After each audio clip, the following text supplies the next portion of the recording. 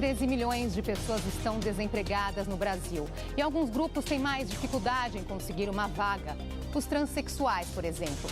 Aos poucos, iniciativas de pequenas e grandes empresas ajudam a inserir essas pessoas no mercado e a devolver a dignidade que até então lhes foi negada.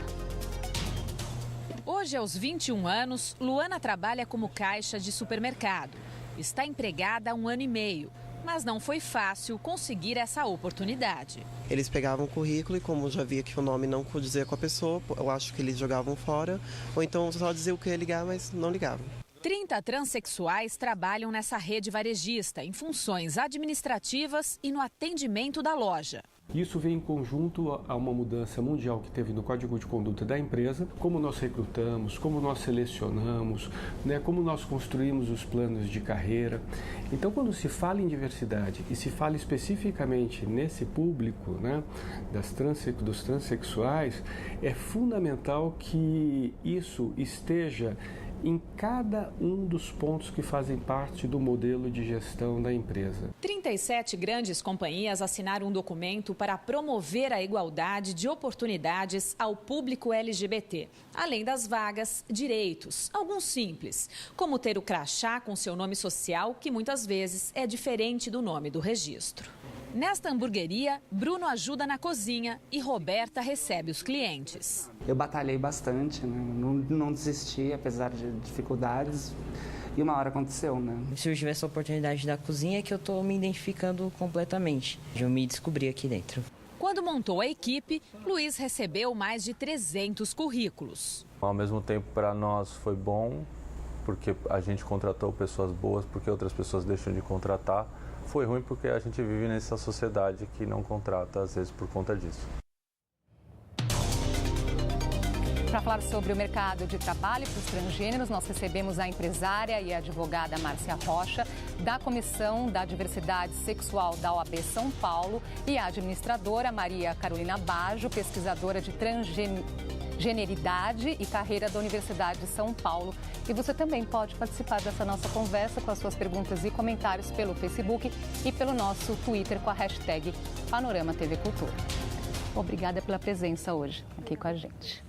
Nós falamos cada vez mais sobre a importância de combater o preconceito, mas nós vemos que ainda é um caminho longo, As próprias pessoas ouvidas aí na reportagem falam quanto que foi difícil conseguir um espaço, uma vaga no mercado de trabalho. Doutora Márcia. As coisas estão melhorando aos poucos, Eu vivi no regime militar, cresci no regime militar, então se fizer uma comparação, eu acho que vem crescendo em progressão geométrica. Há 10 anos atrás era muito complicado ser trans, muita gente não podia, nem pensava em se assumir, por conta de empregabilidade mesmo. Se eu me assumir, eu não vou perder meu emprego, não vou conseguir emprego, não vou conseguir trabalhar. E vem mudando isso, assim, numa velocidade cada vez maior. Pensando mais para trás, não poderia nem estar falando sobre o assunto. Nem falando sobre o assunto, regime militar. Mas, assim, de 2, 3 anos para cá, de 2014 para cá, vem acontecendo uma mudança muito rápida, cada vez mais rápida, e uma conscientização geral. Eu acho que quanto mais se conscientiza, mais as pessoas dão oportunidade, as pessoas trans mostram competência, E aí, mostrando competência, vai diminuindo o preconceito. Exatamente. E aí se contrata mais. Então, é uma questão realmente como uma bola de neve, que vai crescendo. E foi justamente esse assunto da inserção dos transgêneros no mercado de trabalho foi o tema do seu trabalho de conclusão de curso, Maria Carolina, na FEA, Exatamente, foi exatamente isso. Eu queria que você contasse pra gente o que mais te chamou a atenção durante esse seu trabalho, esse seu processo de pesquisa. Eu trabalhei diretamente entrevistando pessoas transgêneras que trabalham em empresas, Então, as experiências, são extremamente ricas. Achei muito interessante exatamente que a gente estava falando da questão do preconceito, como foi mudando, As empresas têm, sim, maneiras diferentes de lidar, Então, você encontra empresas para as quais o fato da pessoa ser transgênero é um absoluto impedimento à permanência da pessoa lá. Então, a pessoa é demitida, ela não consegue entrar, ela passa por discriminação explícita muitas vezes. Para outras empresas, é uma coisa como você pode ficar desde que você continue usando o seu nome antigo e você continue usando o banheiro que você usava. Ou seja, não é uma aceitação, é uma assimilação, Mas tem empresas que sim né? No caso das pessoas que eu entrevistei, as empresas em que elas e eles trabalhavam eram empresas que aceitavam, né? Buscaram se informar um pouco a respeito. Muitas vezes as pessoas falavam, eu fui a primeira pessoa trans a entrar nessa empresa em que eu trabalho. A maior parte das pessoas aqui nunca tinha encontrado uma pessoa trans. Então, eu comecei a contar um pouco sobre mim, né? E a empresa começou a aprender um pouco. Há muito o que aprender, mas você chegou, chamou atenção para casa até, você pode ficar aqui desde que, né? Isso... Exato, aconteceu isso, exatamente. Porque a pessoa entrou antes da transição, né? E depois começou, meio nas palavras da própria pessoa, né? Ela começou a assumir a identidade masculina lá dentro e a empresa falou, olha, você pode ficar aqui, mas você vai continuar usando o banheiro feminino e a gente vai continuar te chamando. A gente pensa, o que a empresa quer, afinal, não é, doutora Márcia? Porque se uma pessoa está lá, trabalhou há tantos anos, não é por nada, significa que ela é talentosa, ela é competente para isso, a empresa gosta dela. Aí depois, se ela resolve, então, né, assumir a sua identidade para passar a se comportar como aquilo que ela é, não é verdade? Aí a empresa trata de forma diferente. Tem um caso até interessante, eu não vou falar, mas uma empresa grande, uma multinacional, tinha uma pessoa que trabalhava num cargo alto, de engenheiro, inclusive, e era um engenheiro, né? Eu conhecia essa pessoa já e ela falava para mim que ela todos os dias tinha que pôr uma roupa de homem para ir trabalhar dentro do carro, aí punha roupa de mulher para voltar para casa, né? Todos os dias. Aí um dia não aguentou mais, chegou pro chefe e falou, olha, eu vou pedir a conta. Não, mas a gente não pode ficar sem você. Né? Mas eu não aguento mais, contou a história e ele falou, não, a partir de amanhã você é fulana e você vai vir assim, e a empresa, e ela continuou na empresa, cargo de engenheiro, um cargo alto. Interessante isso também. Quer dizer, tem várias diferentes, né? Várias situações diferentes, depende muito da empresa, depende muito da pessoa, da postura da pessoa também, né?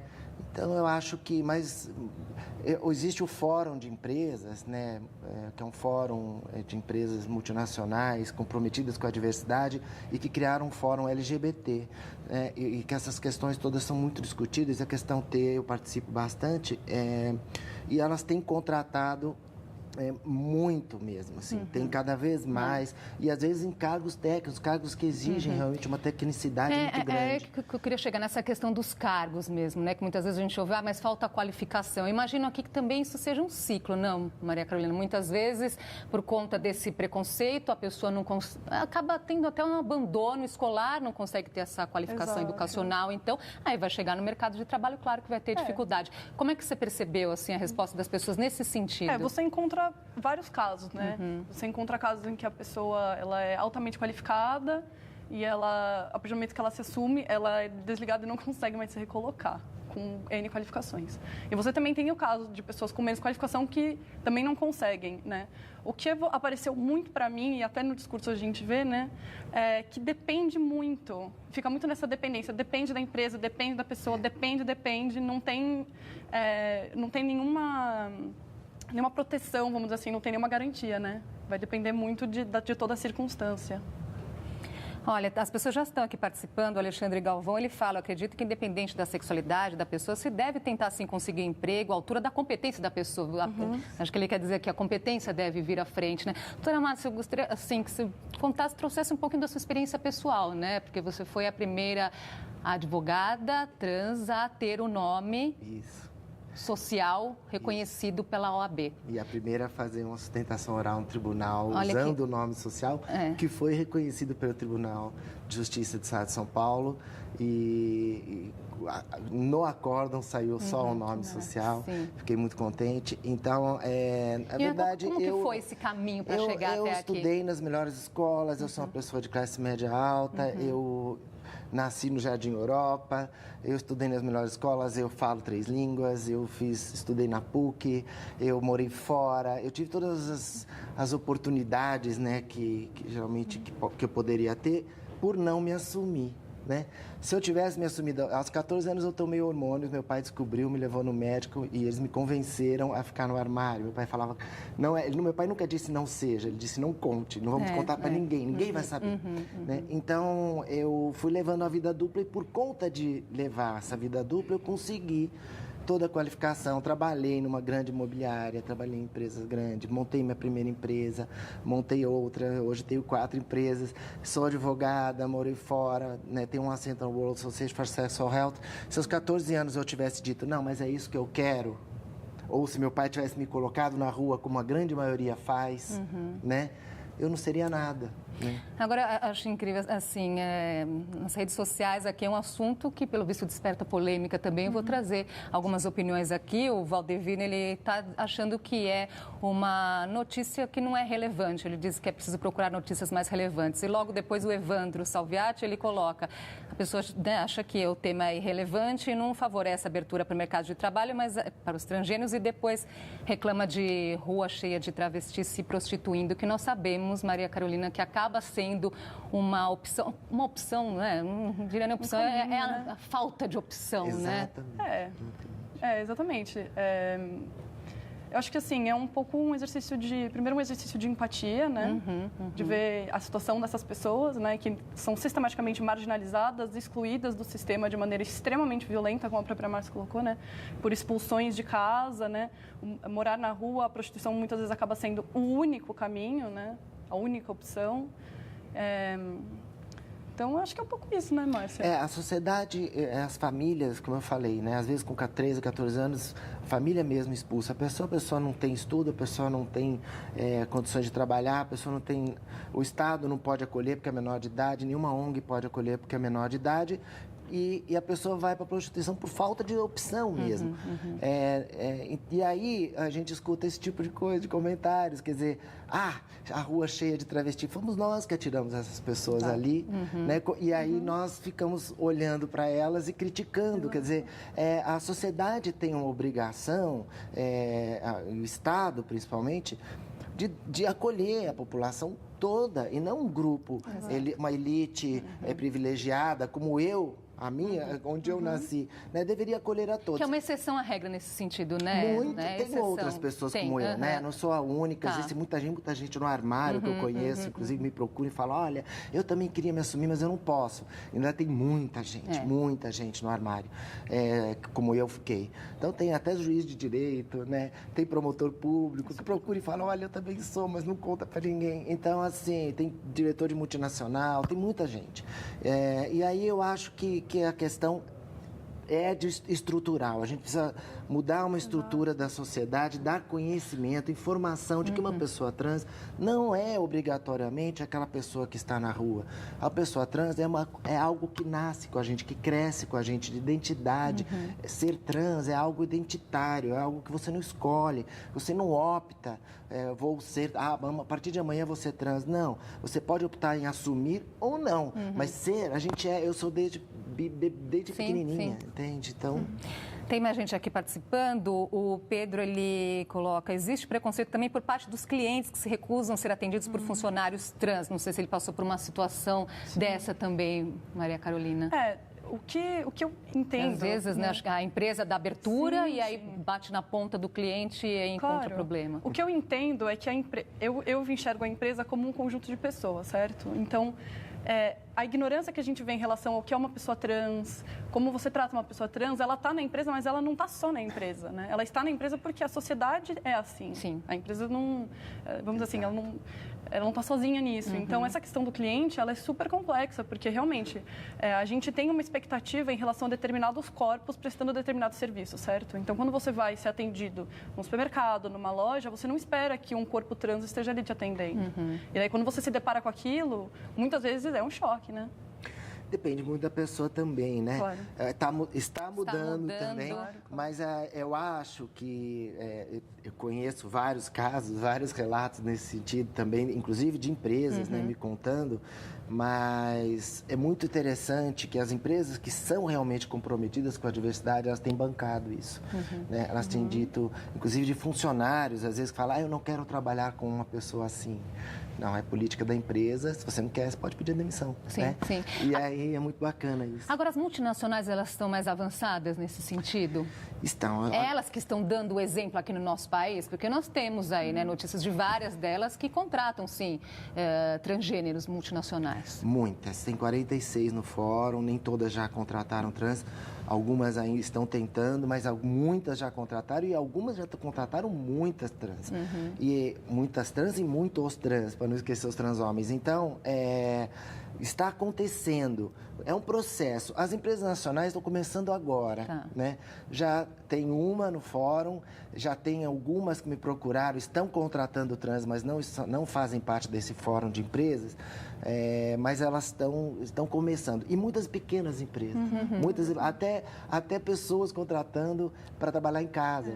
Né? Então, é interessante assistir toda essa mudança e, como eu falei, a conscientização da sociedade vem por trás disso, vem atrás disso. Primeiro você cria essa situação, as pessoas contratam, vai na loja, estranha a primeira vez, volta de novo, depois acostuma.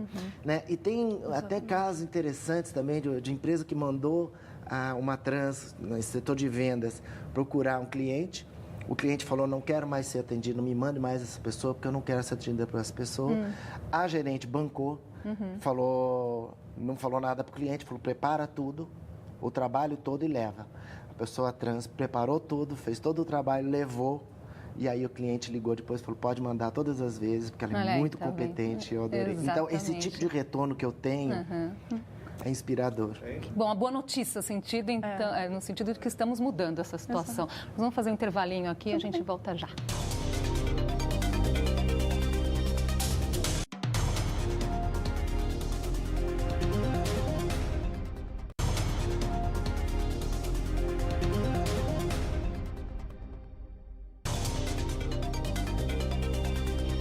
Já estamos de volta com o Panorama e hoje falamos sobre o mercado de trabalho para os transgêneros. Com a gente, a empresária e advogada Márcia Rocha, da Comissão da Diversidade Sexual da OAB São Paulo, e a administradora Maria Carolina Baggio. Continue aqui participando da nossa conversa pelas redes sociais, Facebook e também Twitter. Agora, eu estava pensando assim, né, as empresas que ainda não fazem esse trabalho de inclusão social, é preciso levar esse assunto para dentro das empresas, falar sobre essa questão da identidade de gênero, de que forma tratar do assunto? Com certeza. Eu entendo, pela minha pesquisa e também um pouco a minha visão, que todo preconceito se dá pela ignorância. As pessoas não entendem bem o que é uma pessoa trans, sabe? Elas não entendem bem como é essa vivência e acaba virando um tabu, porque ninguém fala sobre isso. Então, eu acho que programas de educação corporativa, por exemplo, são extremamente importantes para levar o assunto de maneira sincera, sabe? Tirar as dúvidas, as pessoas entenderem o que é, para quebrar os medos. Né? Porque senão ficam muitos medos e o preconceito e a discriminação eles vêm justamente daí. Justamente para falar a falta de informação que levou ao preconceito, vamos aproveitar para falar o que é, então, o que é um transgênero? Uma pessoa trans é uma pessoa que nasce com um sexo biológico e se identifica, né, com o gênero, que é o conjunto de valores e atribuídos ao sexo oposto. E aí ela se identifica com o gênero oposto, correspondente ao sexo biológico oposto, né? Em cada cultura é diferente, né? Isso também varia muito de cultura para cultura. Por isso que se diz que não é o sexo biológico que determina o gênero, né? É a cultura que determina quais são as regras que uma mulher e um homem têm que ter naquela cultura. E a pessoa se identifica justamente com o gênero oposto. O porquê que isso acontece ainda não se tem nenhuma comprovação científica. Existem muitas teorias, sempre existiram pessoas trans na história da humanidade, desde o Egito Antigo. E é uma coisa que é algo que a gente não escolhe, a gente é. E aí você tem a opção de contar ou não, né? Você pode ficar escondido muito, dependendo da opressão que a sociedade exerce, a pessoa não tem possibilidade de se assumir. Então, existem países que dizem, aqui não tem trans, não tem porque se assumir morre, né? Então, mas existem trans em todas as culturas, em todos os povos, né? Pois é, e por falar, né, tem um comentário aqui que tem a ver com isso aí, né, da importância de assumir o que muda ao redor. Ela não está falando aqui, a Maria José de Araújo, não está falando específico sobre o público trans, mas está chamando a atenção aqui por um caso de homossexuais. Ela conta que trabalhou numa empresa que abriu a possibilidade para homossexuais incluírem seus parceiros como dependentes do plano de saúde. Com isso, muita gente acabou assumindo, né, a homossexualidade dentro da empresa. E ela fala, e aí nós lá fomos nos deparando com todo tipo de situação e com muita naturalidade. E ela coloca uma outra coisa que eu acho que vale para vocês comentarem. Ela vê o aumento de pessoas, né, que estão se assumindo e acaba sendo interpretado por outras tantas pessoas como propaganda da mídia, né? Porque está aumentando, então, o número, né? Como se isso fosse um modismo, não é?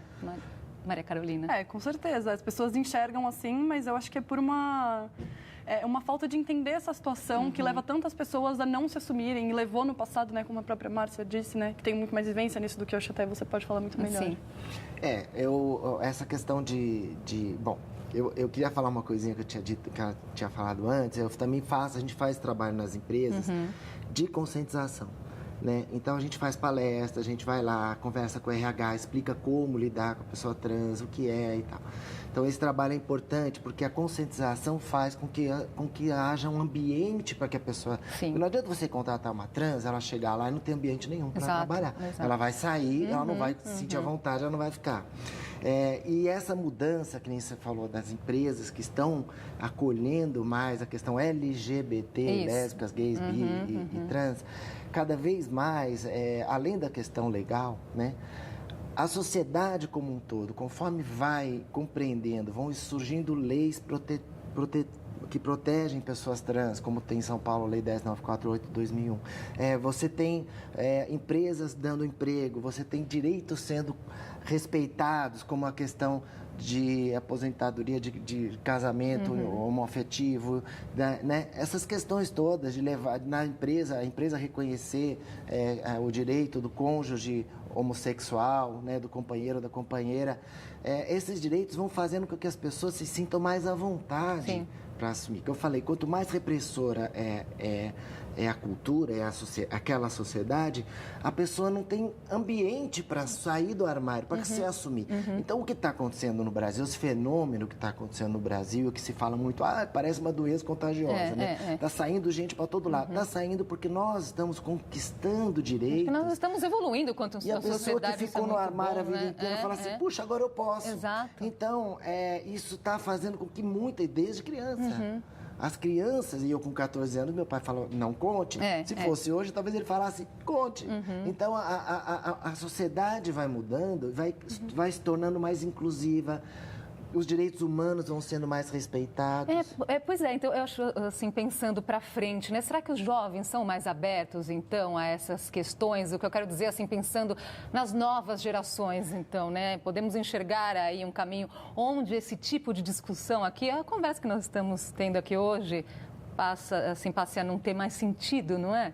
Eu acho que sim. É o que nós esperamos, né, Maria Carolina? Eu acho que sim, porque, de certa forma, né, a gente já está, vamos dizer assim, ficando adulto numa sociedade que fala sobre isso mais abertamente. Mas, por outro lado, também eu acho que eu vejo na minha família e pessoas com quem eu conversei, pessoas mais velhas, até bem mais velhas do que eu, que estão super abertas a tentar entender, sabe? Que nunca ouviram falar, mas têm a vontade de aprender e a respeitar e a ver que existe uma realidade lá que sempre coexistiu, mas nunca foi aberta, sempre foi um tabu, nunca foi falado.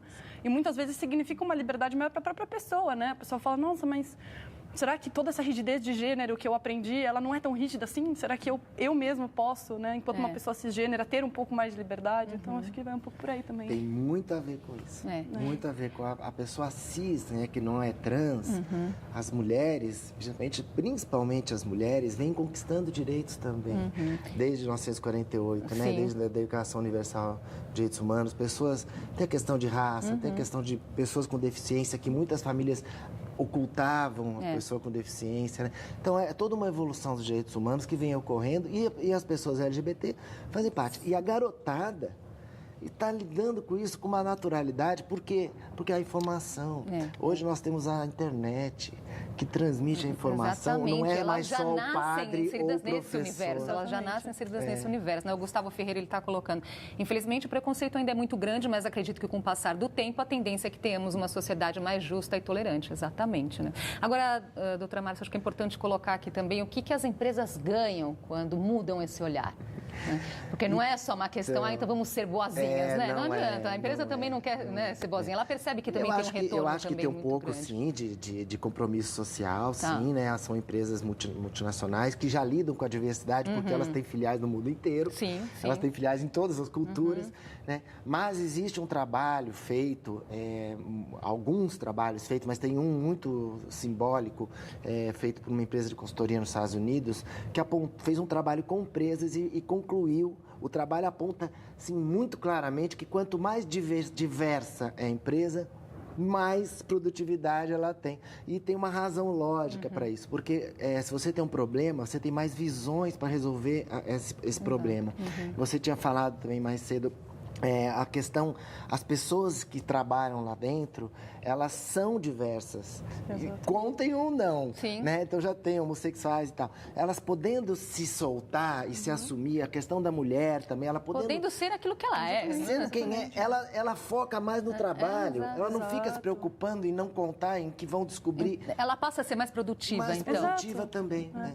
Ela ganha maior foco, né? Ela não precisa ficar gastando energia psíquica e tempo, mostrando como é que eu vou fazer para me esconder. Meu Deus, o que eu posso falar, o que eu não posso falar, né? Sem contar que é um sofrimento para a própria pessoa, né? Não poder se expressar. Pois é. Agora, doutora Márcia, você coordena um projeto que é chamado de Transempregos, né? Que é uma plataforma de vagas para transgênero, né? Acho que é importante dar essa dica, então, para as pessoas, como é que funciona. Nós temos um site que está ainda sendo reformulado, está acabando agora, chama www.transempregos.com.br, mas nós temos usado muito o Facebook, que é uma das empresas parceiras nossas, inclusive, que tem a nossa página do Transempregos também no Facebook.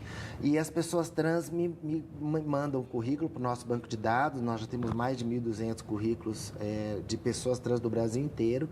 E as empresas nos procuram para disponibilizar vagas e tem sido cada vez... Olha, é lindo assistir acontecer. Né? Boas notícias, então, né? Então, eu agradeço muito. Hoje voou o tempo aqui, mas eu agradeço muito por esse recado tão importante. Parabéns pelo trabalho de vocês. Muito obrigada. E até uma próxima oportunidade. Claro. Obrigada. Obrigado. E a gente fica por aqui. Inscreva-se no nosso canal no YouTube. Lá estão todos os nossos programas anteriores. youtube.com/jornalismo TV Cultura. Obrigada pela sua companhia. Até a próxima.